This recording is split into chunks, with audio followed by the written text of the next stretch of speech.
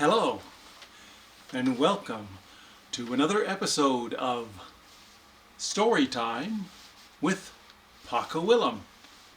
As always, I'm your host, Pake Willem.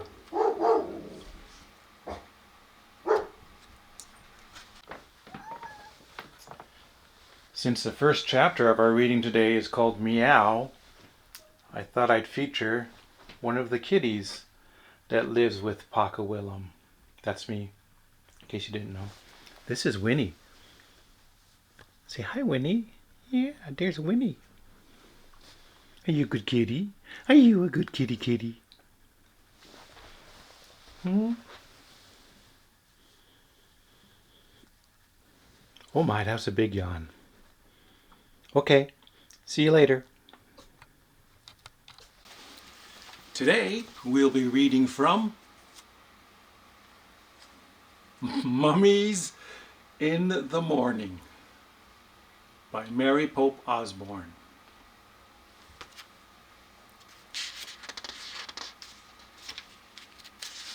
Mummies in the Morning by Mary Pope Osborne, illustrated by Sal Murdoka. Oh, and don't forget to like and subscribe and comment and do all those things. And also, let me remind you that this is dedicated especially to my beautiful granddaughter, SJ. SJ, Pake loves you very, very much and misses you very, very much.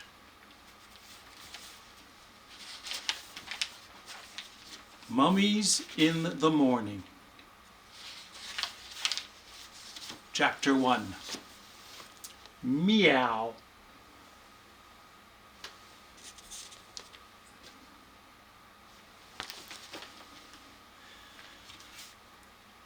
It's still here, said Jack.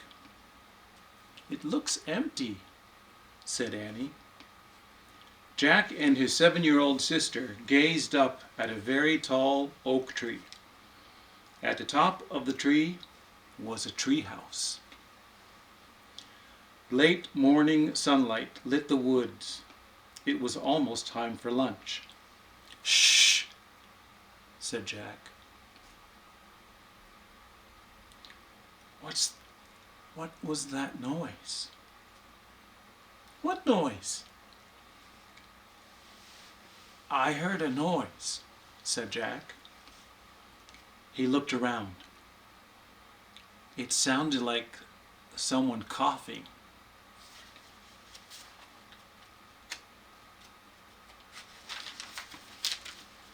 I didn't hear anything, said Annie.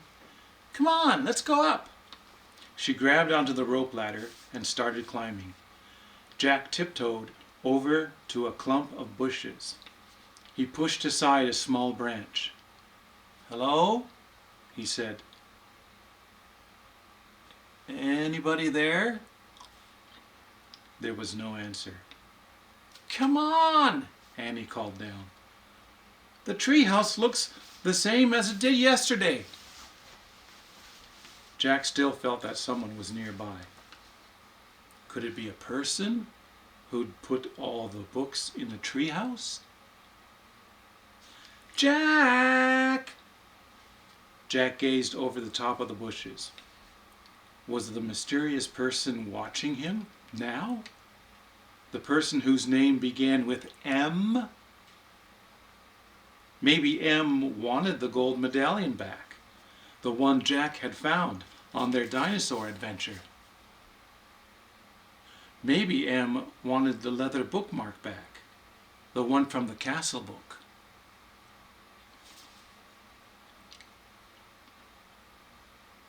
There was an M on the medallion and an M on the bookmark. But what did the M stand for?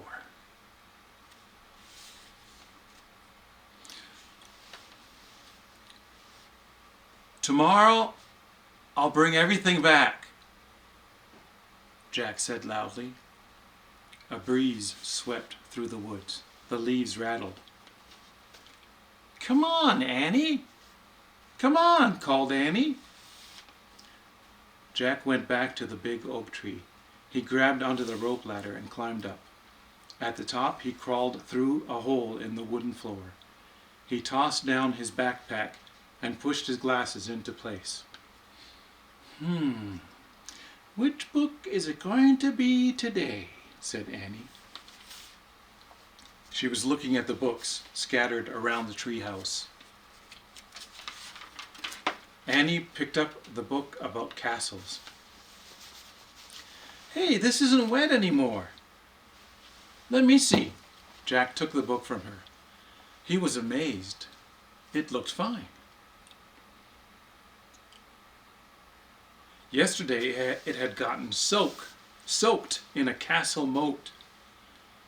The castle book had taken Jack and Annie back to the time of the knights. Jack silently thanked the mysterious knight who had rescued them. Watch out, warned Annie. She waved a dinosaur book in Jack's face. Put that away, said Jack.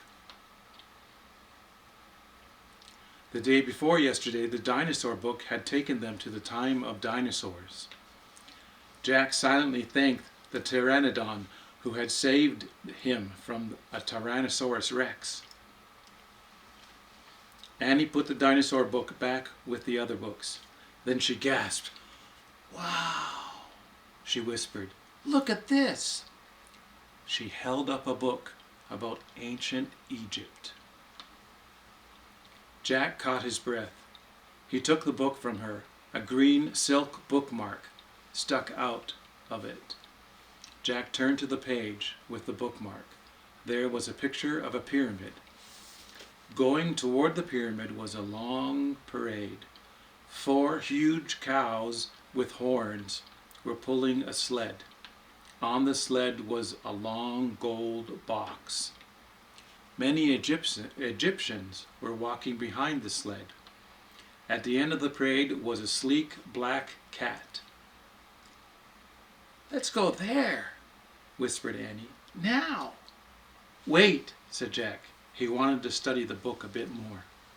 Pyramids, Jack, said Annie. You love pyramids. It was true. Pyramids were high on his list. Pyramids were high on his list of favorite things. After knights, but before dinosaurs, way before dinosaurs. He didn't have to worry about being eaten by a pyramid. Okay, he said, but hold the Pennsylvania book in case we want to come right back here. Annie found the book with a picture of their hometown in it, Frog Creek, Pennsylvania. Then Jack pointed to the pyramid picture in the Egypt book. He cleared his throat and said, I wish we could go to this place. Meow. What was that? Jack looked out the treehouse window. A black cat was perched on a branch right outside the window. The cat was staring at Jack and Annie.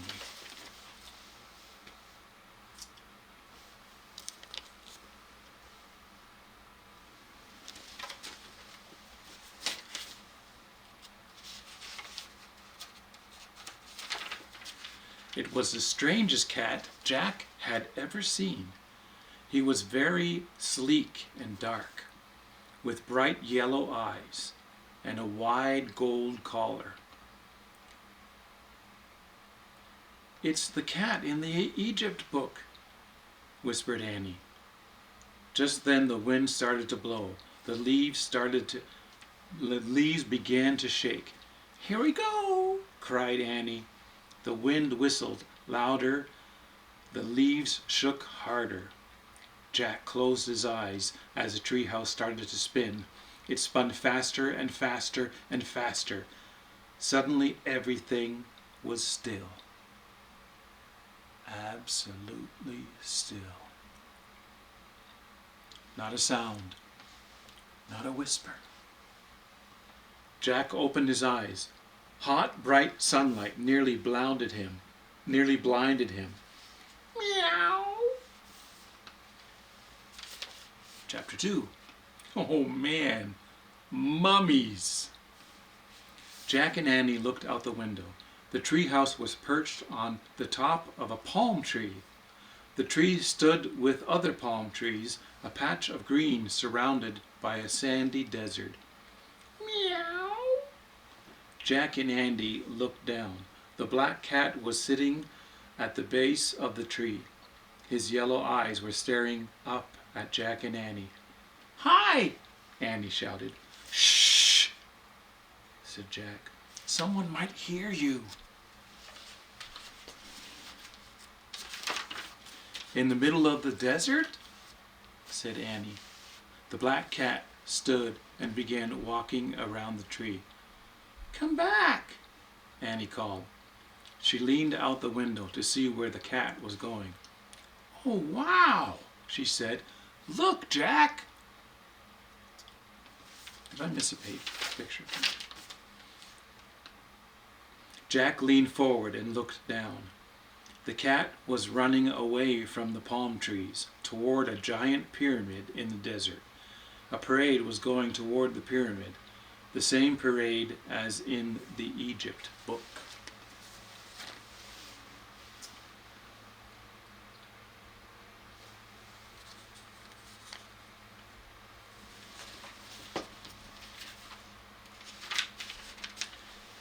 It's the picture from the book, said Jack.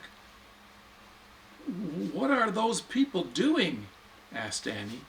Jack looked down at the Egypt book. He read the words under the picture. When a royal person died, a grand funeral procession took place. Family, servants, and mourners followed the coffin. The coffin was called a sarcophagus. It was pulled on a sled by 4 oxen. It's an Egyptian funeral, said Jack. The box is called oh, forget it. He looked out the window again.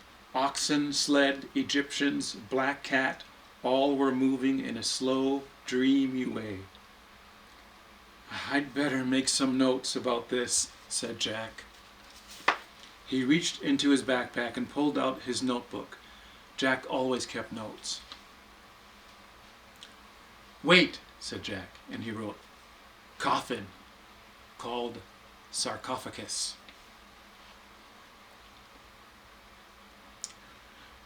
We'd better hurry, said Annie, if we want to see the mummy. She started down the rope ladder. Jack looked up from his notebook. Mummy? He said. There's probably a mummy in that gold box, Annie called up. We're in ancient Egypt, remember? Jack loved mummies. He put down his pencil. Goodbye, Jack, called Annie. Wait, Jack called. Mummies! Annie shouted. Oh, man, said Jack weakly. Mummies? She sure knew how to get him. Jack shoved his notebook and the Egypt book into his pack. Then he started down the ladder. When he got to the ground, he and Annie took off across the sand. Just as they ran, a strange thing happened. The closer they got to the parade, the harder it was to see. Then suddenly, it was gone. The strange parade had disappeared, vanished. But the great stone pyramid was still there, towering above them. Panting, Jack looked around. What had happened? Where were the people, the oxen, the gold box, the cat? They're gone, said Annie. Where did they go? Said Jack. Maybe they were ghosts, said Annie. Don't be silly. There's no such thing as ghosts, said Jack. It must have been a mirage. A what? Mirage. It happens in the desert all the time, said Jack. It looks like something's there, but it just turns out to be the sunlight reflecting through heat. How could sunlight look like people, a mummy box, and a bunch of cows? Said Annie. Jack frowned. Ghosts, she said. No way, said Jack. Look, Annie pointed at the pyramid. Near the base was the sleek black cat. He was standing alone. He was staring at Jack and Annie. He's no mirage, said Annie. The cat started to slink away. He walked along the base of the pyramid and slid around a corner. Where's he going? Said Jack. Let's find out, said Annie. They dashed around the corner, just in time to see the cat disappear through a hole in the pyramid. Chapter 3. It's alive. Where did he go? Said Jack. He and Annie peeked around the hole. They saw a long hallway. Burning torches lit the walls. Dark shadows loomed. Let's go in, said Annie. Wait, said Jack. He pulled out the Egypt book and turned to the section on the pyramids. He read the caption aloud. Pyramids were sometimes called houses of the dead. They were nearly all solid stone, except for the burial chambers deep inside. Wow. Let's go there, to the burial chambers, said Annie. I bet a mummy's there. Jack took a breath. Then he stepped out of the hot, bright sunlight into the cool, dark pyramid. The hallway was silent. Floor, ceiling, walls, everything was stone. The floor slanted up from where they stood. We have to go farther inside, said Annie. Right, said Jack. But stay close behind me. Don't talk. Don't. Go, just go, said Annie. She gave him a little push. Jack started up the slanting floor of the hallway. Where was the cat? The hallway went on and on. Wait, said Jack. Jack says that a lot, doesn't he? Wait, said Jack. I want to look at the book. He opened the Egypt book again. He held it below a torch on the wall. The book showed a picture of the inside of the pyramid. The burial chamber is in the middle of the pyramid. See? Jack said. He pointed to the picture. It seems to be straight ahead. Jack tucked the book under his arm. Then they headed deeper into the pyramid.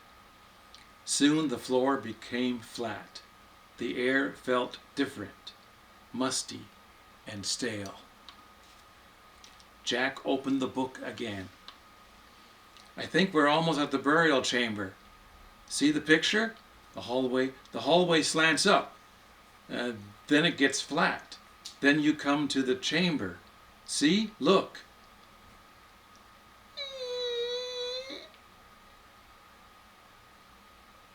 A strange cry shot through the pyramid. Jack dropped the Egypt book. Out of the shadows flew a white figure. It swooshed toward them. A mummy. It's alive! Annie shouted.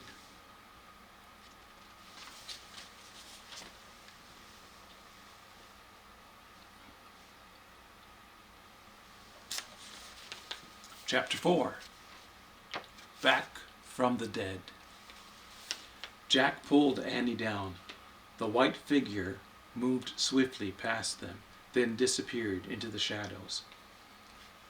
"A mummy," said Jack. "Back from the dead." Forget it, stammered Jack. Mummies aren't alive." He picked up the Egypt book. "What's this?" said Annie. She lifted something from the floor. "Look, the mummy dropped this thing." It was a gold stick, about a foot long. A dog's head was carved on one end. It looks like a scepter," said Jack. "What's that?" asked Annie. "It's a thing kings and queens carry," said Jack. "It means they have power over the people." "Come back, Mummy," Annie called. "We found your scepter. Come back. We want to help you." "Shh," said Jack. "Are you nuts?" "But the mummy—" "There was no mummy," said Jack. "It was a person, a real person. What kind of person would be inside a pyramid?" "What kind of person would be inside a pyramid?" asked Annie. "I don't know," said Jack. Maybe the book can help us." He flipped through the book. At last he found a picture of a person in a pyramid. He read, "Tomb robbers often carried off the treasure buried with mummies. False passages were sometimes built to stop the robbers." Jack closed the book. "No live mummy," he said. "Just a tomb robber." "Yikes! A tomb robber?" said Annie. "Yeah, a robber who steals from tombs." "But what if the robber comes back?" said Annie. "We'd better leave." "Right," said Jack. "But first I want to write something down." He put the Egypt book into his pack. He pulled out his notebook and pencil. He started writing in his notebook. "Tomb robber." "Jack," said Annie. "Just a second," said Jack. He kept writing. "Tomb robber tried to steal—" "Jack, look!" said Annie.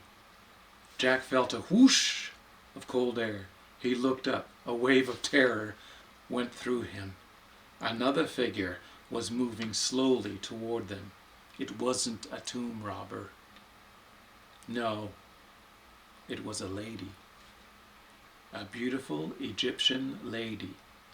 She wore flowers in her black hair. Her long white dress had many tiny pleats. Her gold jewelry glittered. "Here, Jack," Annie whispered. "Give her this." She handed him the gold scepter. The lady stopped in front of them. Jack held out the scepter. His hand was trembling. He gasped. The scepter passed right through the lady's hand. She was made of air.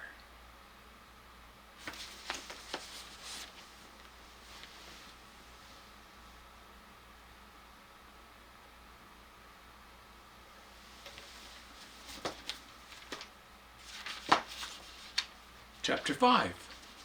The Ghost Queen. "A ghost," Annie whispered, but Jack could only stare in horror. The ghost began to speak. She spoke in a hollow, echoing voice. "I am Hutepi," she said, "Queen of the Nile.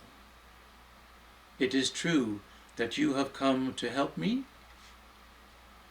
"Yes," said Annie. Jack still couldn't speak. "For 1,000 years," said the Ghost Queen, "I have waited for help. Jack's heart was pounding so hard he thought he might faint. "Someone must find my book of the dead," she said. "I need it to go on to the next life." "Why do you need the book of the dead?" asked Annie. She didn't sound scared at all. "It will tell me the magic spells I need to get through the underworld," said the Ghost Queen. "The underworld?" said Annie. "Before I journey on to the next life, I must pass through the horrors of the underworld." "What kinds of horrors?" asked Annie. "Poisonous snakes," said the Ghost Queen. "Lakes of fire, monsters, demons." "Oh." Annie stepped closer to Jack.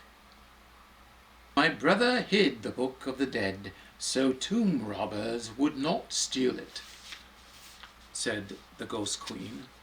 "Then he carved his secret message on the wall telling me how to find it." She pointed to the wall.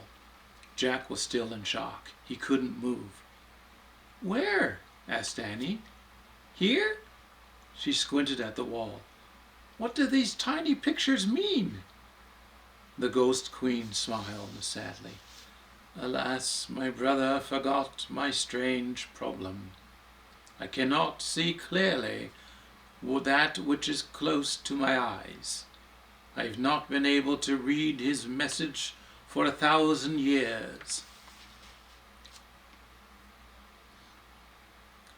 "Oh, that's not a strange problem," said Annie. "Jack can't see anything either. That's why he wears glasses." The Ghost Queen stared in wonder at Jack. "Jack, lend her your glasses," said Annie. Jack took his glasses off his nose. He held them out to the Ghost Queen.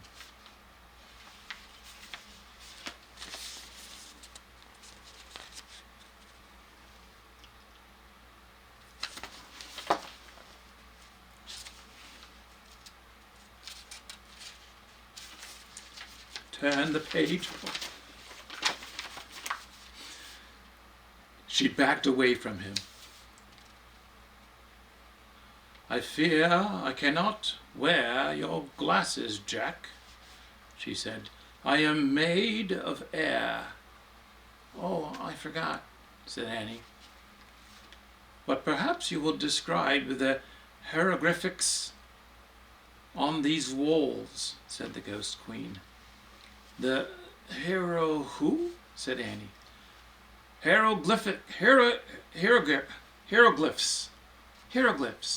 said Jack, finally finding his voice. "It's the ancient Egyptian way of writing. It's like writing with pictures." The Ghost Queen smiled at him. "Thank you, Jack," she said. Jack smiled back at her. He put his glasses on. Then he stepped toward the wall and took a good long look. "Oh, man," he whispered. Chapter 6. The Writing on the Wall. I'm not sure why I showed you that. Chapter 6. The Writing on the Wall. Jack and Annie squinted at the pyramid wall. A series of tiny pictures were carved into the stone. There are four pictures here," Jack told the Ghost Queen. "Describe them to me, Jack. One at a time, please," she said. Jack studied the first picture. "Okay," he said. "The first one is like this." He made a zigzag in the air with his finger. "Like stairs?" asked the Ghost Queen. "Yes, stairs," said Jack. "Just like stairs." She nodded. Easy enough. Jack studied the second picture. The second one The second one has a long box on the bottom, he said. He drew it in the air. The Ghost Queen looked puzzled. Oh, I'm puzzled too. Look at that picture. Is it out of focus?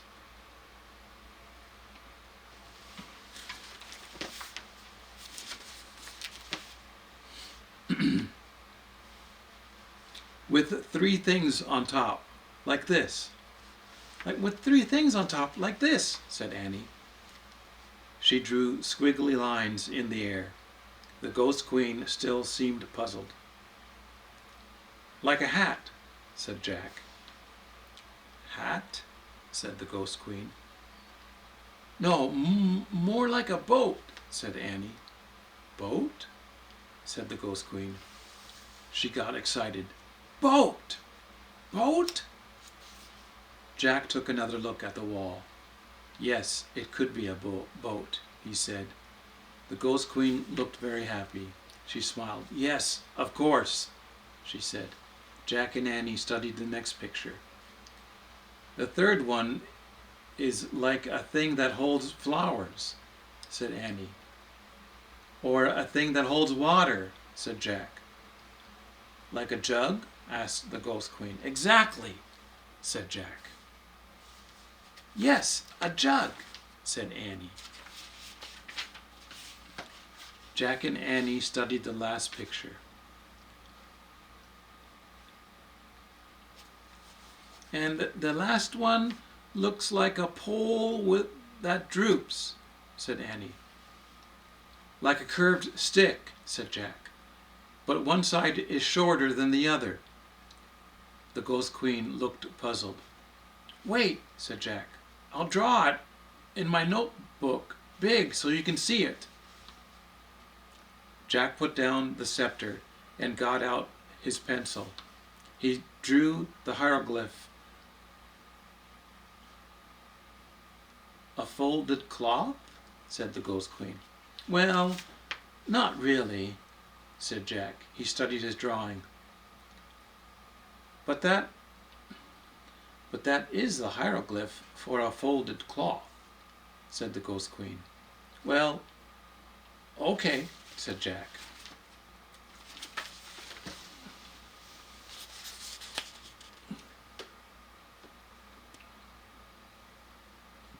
Personally, I think the hieroglyph looks like a candy cane.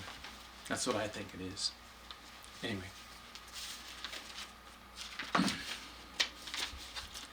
He looked at the fourth hieroglyph again.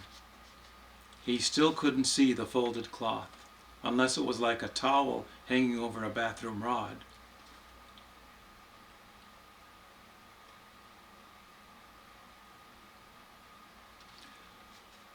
So that's all of them, said Annie. She pointed at each picture.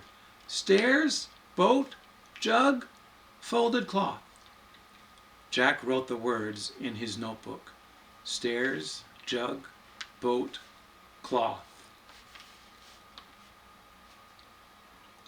So what does the message mean? He asked the Ghost Queen. Come, she said. She held out her hand. Come to my burial chambers. And she floated away. Chapter 7. The Scroll. Jack put the scepter and his notebook and pencil into his pack. He and Andy followed the Ghost Queen deeper into the pyramid until they came to some stairs. The stairs, said Jack and Andy. The Ghost Queen floated up the stairs. Jack and Andy followed. The Ghost Queen floated right through a wooden door. Jack and Andy pushed on the door. It opened slowly. They stepped into a cold, drafty room. The Ghost Queen was nowhere in sight. Dim torchlight lit the huge room. It had a very high ceiling. On one side was a pile of tables, chairs, and musical instruments. On the other side of the room was a small wooden boat. The boat, said Jack. What's it doing? What's it doing inside Queen Hutepi's pyramid? Asked Annie. Maybe it's supposed to carry her to the next life, said Jack. He and Annie went over to the boat. They looked inside. The boat was filled with many things: gold plates, painted cups, jeweled goblets, woven baskets, jewelry with blue stones, small wooden statues. Look, said Jack. He reached into the boat and lifted out a clay jug. The jug, said Annie. Jack looked inside the jug. Something's in here, she said. What is it? Asked Annie. He felt down inside the jug. It feels like a big napkin, he said. The folded cloth, said Annie. Jack reached into the jug and pulled out the folded cloth. It was wrapped around an ancient-looking scroll. Jack slowly unrolled the scroll. It was covered with a wonderful hieroglyph. The Book of the Dead, whispered Annie. We found it. We found her book. Oh, man. Jack traced his finger over the scroll. It felt like very old paper. Queen Hutepi, called Annie. We have it. We found your Book of the Dead. Silence. Queen Hutepi.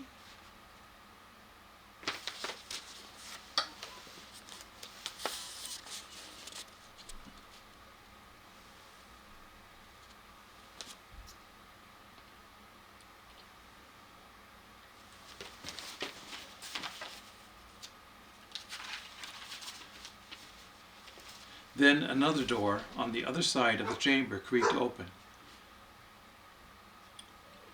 In there, said Annie. Maybe she's in there. Jack's heart was pounding. Cold air was coming through the open doorway. Come on, said Annie. Wait. No, said Annie. She's waited 1,000 years for her book. Don't make her wait any more. Jack put the ancient scroll into his backpack. Then he and Annie slowly started to cross the drafty room. They came to the open door. Annie went through first. Hurry, Jack, she said. Jack stepped into the other room. It was nearly bare, except for a long gold box. The box was still open. The covering was on the floor. The cover was on the floor.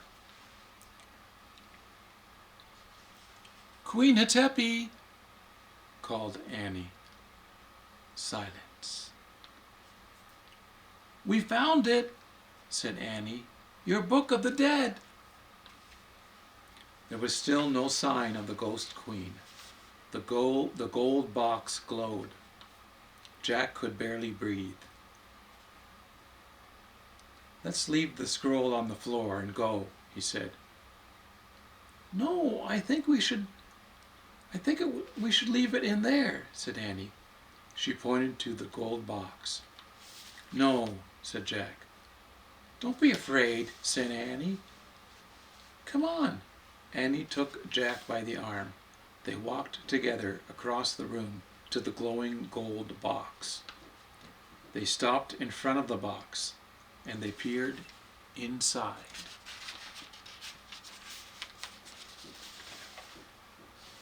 Chapter 8. The Mummy. A real mummy. Bandages were still wrapped around the bald skull, but most of the bandages had come off the face. It was Hutepi, Queen of the Nile.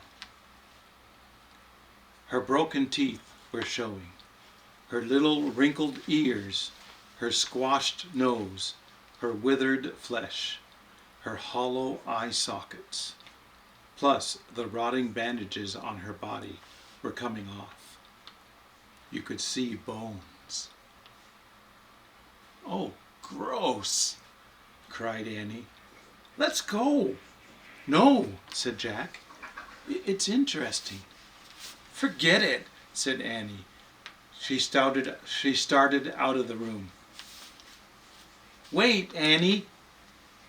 "Come on, Jack." "Hurry," cried Annie. She was standing by the door. Jack pulled out the Egypt book and flipped to a picture of a mummy. He read aloud. "Ancient Egyptians tried to protect the body so it would last forever. First it was dried out with salt." "Ugh, stop," said Annie. "Listen," said Jack. He kept reading. "Next it was covered with oil. Then it was wrapped tightly in bandages. The brain was removed by—" "Yuck! Stop!" cried Annie. "Goodbye." She dashed out of the room.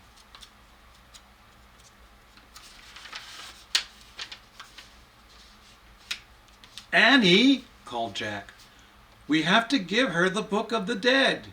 But Annie was gone. Jack reached into his pack. He pulled out the scroll and the scepter. He put them next to the mummy's skull. Was it just his imagination, or did a deep sigh seem to shudder through the room? Did the mummy's face grow calmer? Jack held his breath as he backed away. Out of the mummy room, out of the boat room, down the stairs. At the bottom of the stairs, he heaved his own sigh, a sigh of relief.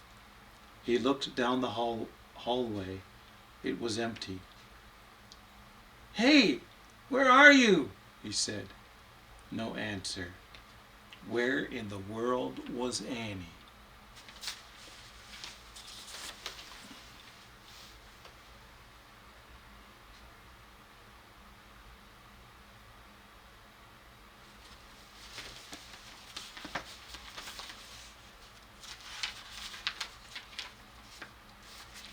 Jack started down the hallway.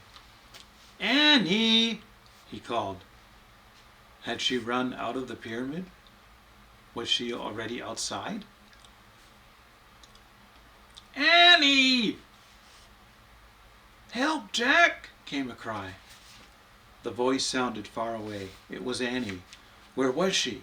"Help, Jack!" "Annie!" Jack started to run along the shadowy hallway. "Help, Jack!" The cry seemed fainter. Jack stopped. He was running away from her voice. "Annie!" he called. He went back toward the burial chambers. "Jack!" There, her voice was louder. "Jack!" Even louder. Jack climbed the stairs. He went back into the boat room. He looked around the room at the furniture, the musical instruments, the boat. Then he saw it. Another door, right next to the door he had just come through. The other door was open. Jack dashed through it. He found himself at the top of some stairs. They were just like the stairs in the other hallway. We went down into the hallway. It was lit by torches on the wall. It was just like the other hallway. "Annie!" he called. "Jack! Annie! Jack!" She was running through the hallway toward him. She crashed into him. "I was lost!" she cried. "I think this is one of those false passages built to fool the tomb robbers," said Jack. "A false passage?" said Annie, panting. "Yeah, it looks just like the right hallway," said Jack. "We have to go back into the boat room and out the right door." Just then they heard a creaking noise. Jack and Annie turned around. They looked up the stairs. Then they watched in horror as the door slowly creaked shut. A deep sound rumbled in the distance, and all the torches went out. All the torches went out. Chapter 9. Follow the leader. It was pitch dark. "What happened?" asked Annie. "I don't know. Something weird," said Jack. "We have to get out of here, fast. Push against the door." "Good idea," said Annie in a small voice. They felt their way through the darkness to the top of the stairs. "Don't worry, everything's going to be okay," said Jack. He was trying to stay calm. "Of course," said Annie. They leaned against the wooden door and pushed. It wouldn't budge. They pushed harder. No use. Jack took a deep breath. It was getting harder to breathe and harder to stay calm. "What can we do?" asked Annie. Just rest a moment," said Jack, panting. His heart was pounding as he tried to see through the darkness. "Maybe we could start down the hall," he said. "Maybe we'll eventually come to an exit." He wasn't sure about that, but they had no choice. "Come on," he said. "Feel the wall." Jack felt the stone wall as he climbed slowly down the stairs. Annie followed. Jack started down the dark hallway. It was impossible to see anything, but he kept going, taking one step at a time, moving his hands along the wall. He went around a corner. He went around another corner. He came to some stairs. He went up. There was a door. He pushed against it. Annie pushed too. This door wouldn't budge either. Was this the same door they had started at? It was no use. They were trapped. Annie took his hand in the dark. She squeezed it. They stood together at the top of the stairs, listening to the silence.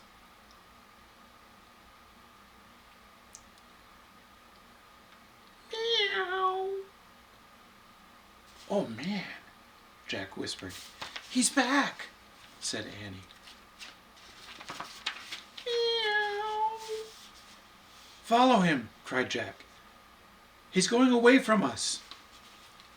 They started down the dark hallway, following the cat's meow. Hands against the wall, Jack and Annie stumbled through the darkness. Meow.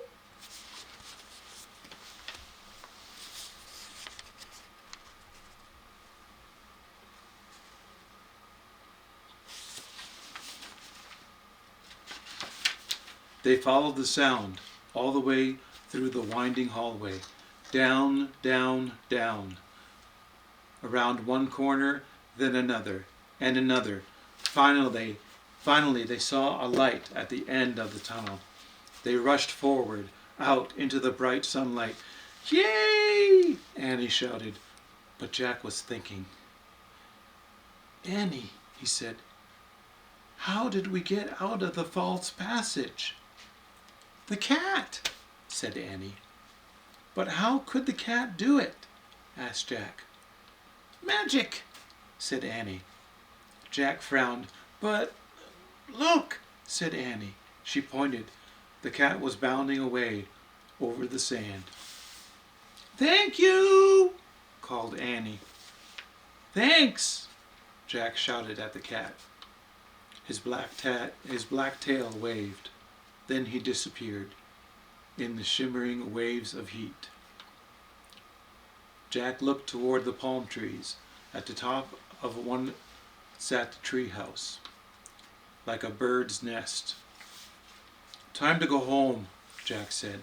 He and Annie set off for the palm trees.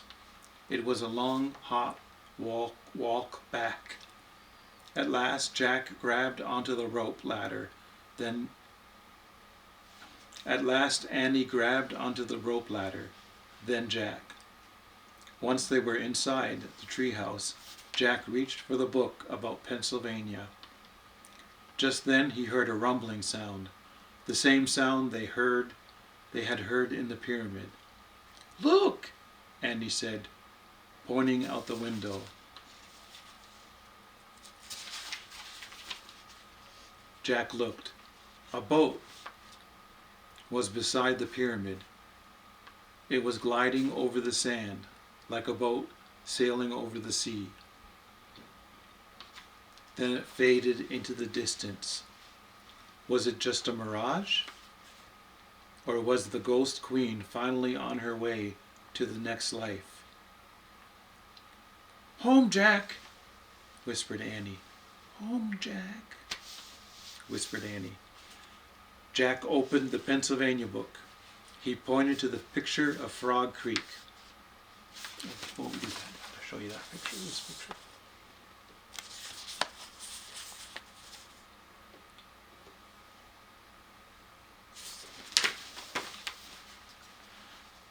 "I wish we could go home," he said. The wind began to blow. The leaves began to shake. The wind blew harder. It whistled louder. The treehouse started to spin. It spun faster and faster. Then everything was still. Absolutely silent.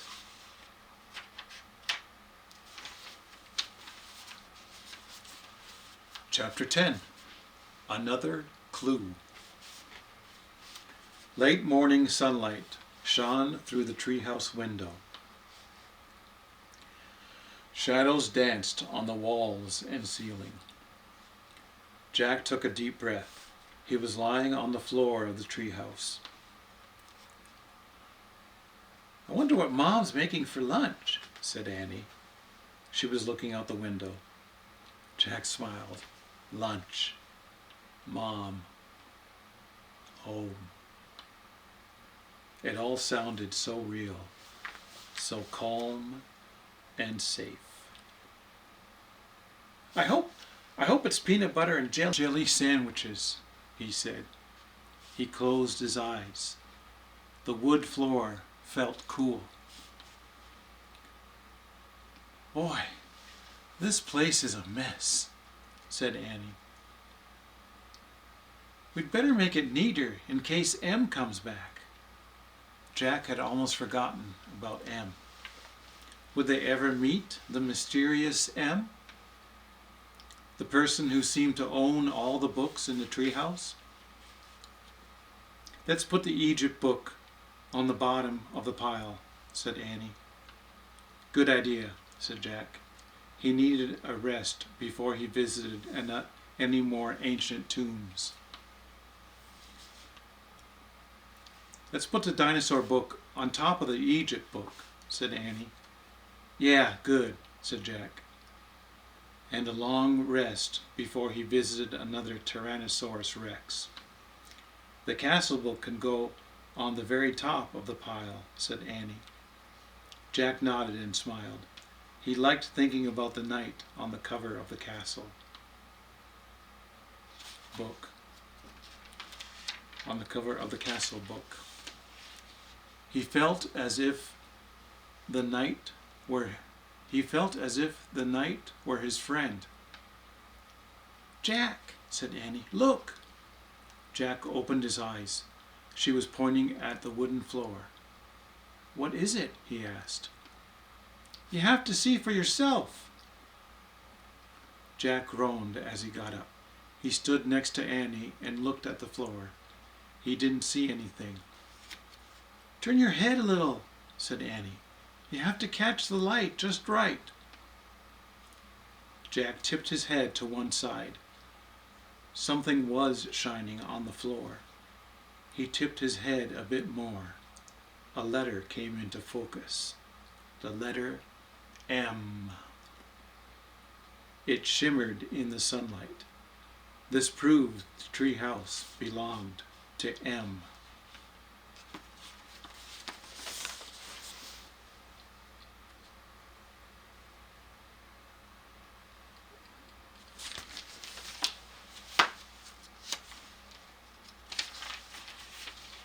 Absolutely, for sure, no question, no doubt about it.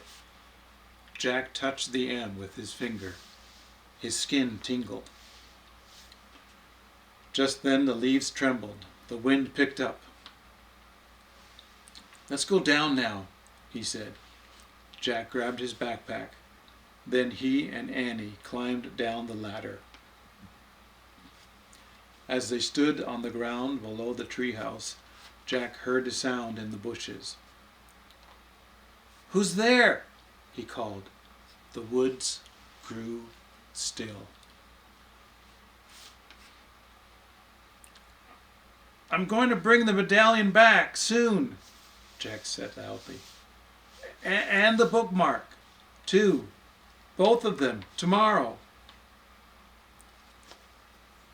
"Who are you talking to?" asked Annie. "I feel like Em is nearby," Jack whispered. Annie's eyes grew wide. "Should we look for him?"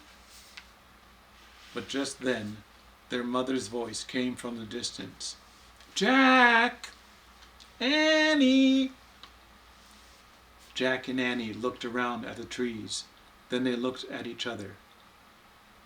"Tomorrow," they said together. And they took off running out of the woods. They ran down their street. They ran across their yard. They ran into their house.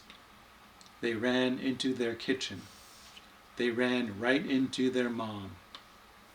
She was making peanut butter and jelly sandwiches. Just a little picture.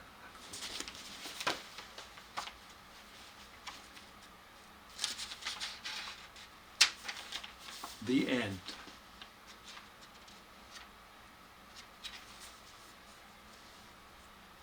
Well, I hope you liked that book. Thank you for watching, listening, and don't forget to follow and subscribe and like, comment, all those things. God bless you and have a good night.